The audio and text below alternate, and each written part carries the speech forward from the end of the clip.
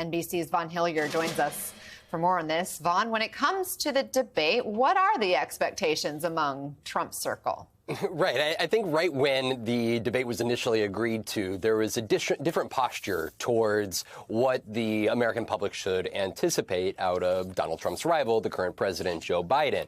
Of course, in a social media post that morning that the debate was announced, Donald Trump, he explicitly wrote on his social media account, quote, "Joe Biden is the worst debater I've ever faced. He can't put two sentences together." He went on to say, "Just tell me when, I'll be there. Let's get ready to rumble." It's a little different tenor than what we're seeing now here. The Trump campaign putting out a statement ahead of this Atlanta debate in which they write in part, quote, "The media wants to lower Joe Biden's debate performance, Barcelo. He gets a participation trophy simply for standing upright for 90 minutes, but make no doubt about it. Biden will be highly prepared and alert on debate night." And in a podcast here this last week, Donald Trump going on to say about Biden that he beat Paul Ryan pretty badly. And I assume he's going to be somebody that will be a worthy debater. I would say I don't want to underestimate him. So some different expectation setting from Donald Trump as we are now just a little over 48 hours from that debate beginning in Atlanta. Vaughn Hillier, thanks for the latest reporting. And joining us now, Susan Del Percio, Republican strategist and MSNBC political analyst, and Christina Greer, Moynihan Public Scholars Fellow at the City College of New York. So, ladies, so good to have you here. What do you make, Susan, of Donald Trump now changing his expectations when it comes to Biden? Donald Trump saying one thing one day and another day, like, it's not very surprising. But I think that he's probably gotten some feedback in his poll numbers that tell him he's in a little bit of trouble. And when he goes after Biden the way he has thus far, it really hurts him with those independent voters. So I think we're also going to see a tamed down Donald Trump when it comes against Biden directly.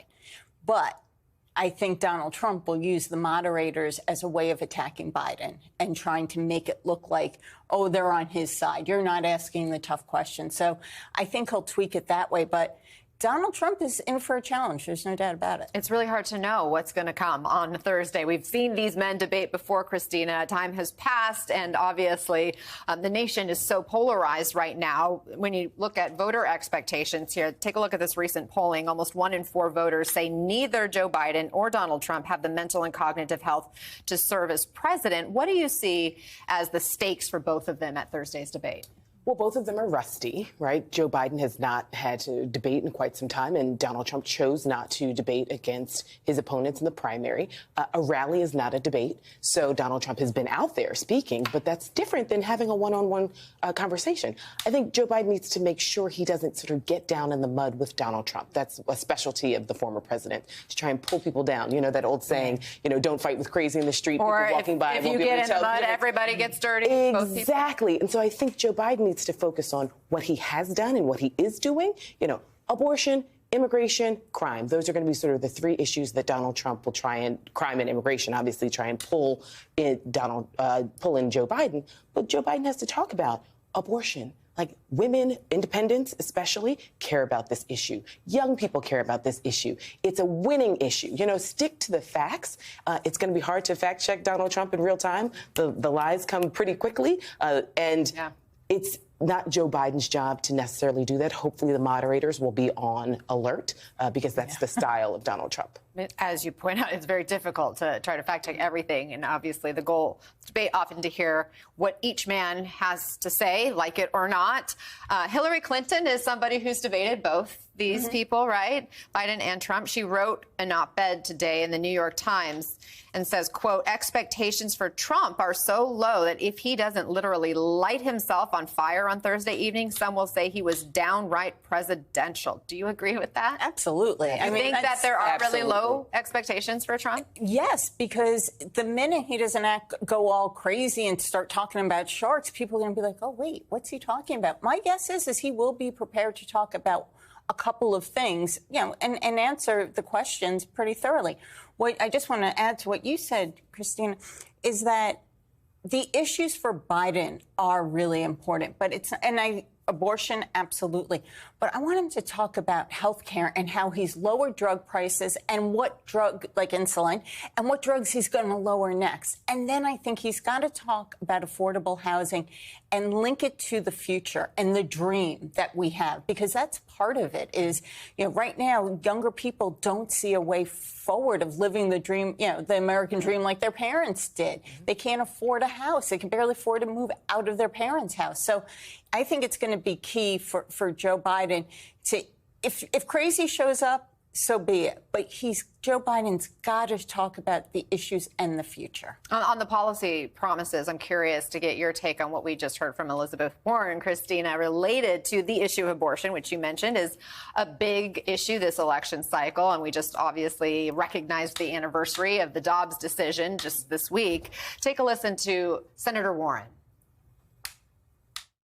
If Joe Biden is elected to the White House and we have a Democratic majority in the House, even a skinny Democratic majority in the House, and we have a Democratic majority in the Senate, then we are going to make Roe versus Wade law of the land. Count on it. She says count on it. How realistic is that? I hope it is realistic. I mean, let's be clear. Abortion is an economic issue. So to Susan's point, most people will be tuning in to think about, what does my future look like economically? So it's not just housing. I mean, forcing a woman to have a child that she's not prepared to have is an economic issue. There are a lot of questions about immigration. People want to know, how are we going to incorporate immigrants while I also succeed in my economic endeavors? So if Joe Biden has been successful time after time creating various policies in different states and federally, then he has to make sure he articulates that to the American public so they see what he's done and what he wants to continue to do. Because we know Donald Trump will come and say, I helped veterans, I helped the blacks, I helped HBCUs, I helped women. I mean, he'll just sort of throw these things out, but that's not necessarily the case. But don't be surprised if he starts backing some of those things up. I'm just saying, I think that may, even though he's not prepping per se, I think he will look to be able to back some of that, to use the 2 minutes successfully. Well, I mean, here's the thing. So there were lots of successes under Donald Trump, but that doesn't necessarily mean that he was at the forefront. I'm not saying when it comes to veterans. I'm not saying he won't be lying. Right. I'm just saying I think he'll have more than a just bombastic answer. Absolutely. I think he will be saying something. Well, someone is in his ear, hopefully helping him not be as bombastic. I mean, I think. Yes, and not that they'll be in his ear. Not probably in his ear. Clear. We don't need conspiracy we theories. don't need any more conspiracy theories in this country. But I think Donald Trump actually does prepare a little bit more than he likes to admit. He's that kid in high school who's like, oh, I totally didn't study. It's like, you actually did study just a little bit, because you're now backtracking, walking it back, saying Joe Biden actually is going to come prepared. He is the sitting president of the United States, and he's got a lot of wins under his belt that he can actually talk about. Hey there, MSNBC fans. I'm Luke Russert, and be sure to join me, Rachel Maddow, Jen Psaki, Lawrence O'Donnell, Steve Kornacki, Joy Reid, and many more September 7th in Brooklyn, MSNBC Live Democracy 2024. Click on the link for ticket information. We will see you there.